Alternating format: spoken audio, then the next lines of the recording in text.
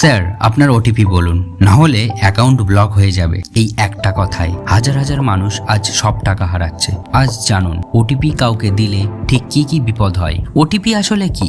OTP মানে one time password. এটা আসলে আপনার ডিজিটাল চাবি।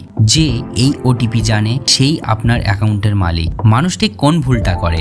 স্ক্যামাররা কি বলে আসলে? তারা ফোন করে বলে ব্যাংক থেকে বলছি, অথবা এসএমএস করে কেওয়াইসি আপডেট করতে হবে, অথবা ক্যাশব্যাক এসেছে আপনার এই নম্বরে, ইউপিআই সিকিউর করতে হবে। আপনি ওটিপিটা বলুন, আর আপনি যখনই ওটিপিটা বললেন সঙ্গে সঙ্গে আপনার ব্যাংক অ্যাকাউন্ট খালি। ওটিপি দিলে কি কি হতে পারে? একটা ওটিপি দিলে ব্যাংক টাকা কেটে নিতে পারে, ইউপিআই দখল হয়ে যেতে পারে, ফেসবুক বা ইনস্টাগ্রাম হ্যাক হতে পারে, লোন পর্যন্ত আপনার নামে নেওয়া হতে পারে। একটা ওটিপি আর সব শেষ। ব্যাংক কখনো কি ওটিপি চায়?